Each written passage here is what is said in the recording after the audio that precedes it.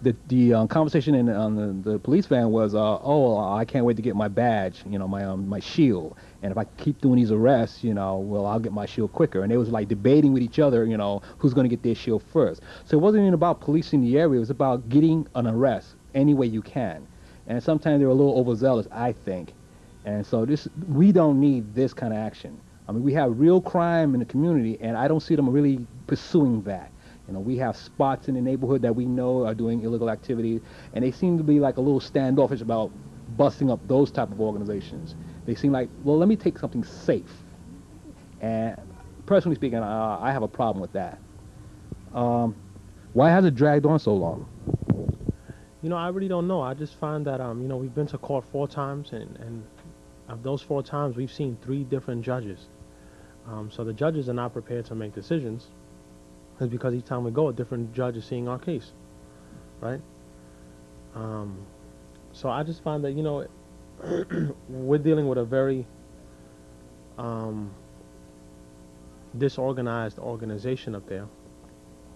Um, you know,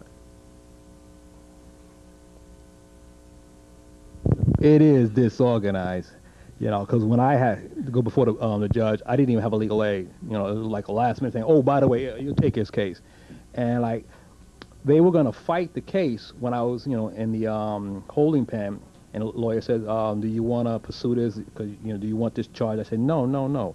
But when I finally went back to court, I was by myself. I had no representation. So they gave me the deal. Oh, we'll give you what do you call it? Disorderly conduct. You do community service, and that be into that. Pay us $95. I said, no, I'm not paying you $95. Because I'm not even supposed to be here. You know. So I know exactly what you're going it's a through. business too. Oh yeah, yeah, yeah. It's definitely a business.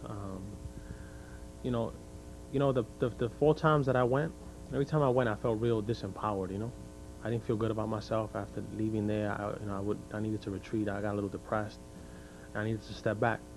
And the last time I went, I just felt like, what? We can't go through life feeling or putting our hopes into this system, right? And thinking that it's going to do well for us. If we want better, then we have to make better for ourselves. Um, and in no way that, I anticipate that this thing will be such a publicity thing. So as much as it benefits their business, um, it's definitely promoted mine. Yeah, and I believe this has a lot to do with Bloomberg's quality of life initiative, because in the very beginning, I'm hearing stories about people being arrested for sitting on milk crate, pregnant women sitting on the stairs of the subway, just insane things.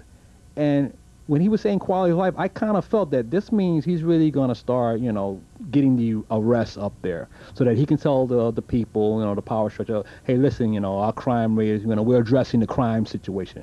But they're not addressing a crime situation because crime still is going on out here. People are still getting robbed. People are still engaging in activity, and they're not addressing that. It's almost like whatever we can get away with, and, tough on the guy who we lock up and everything. I mean, when I was in the holding pen, I heard stories like there was a guy arrested there because he urinated. There was a guy there because he had a broken tail light.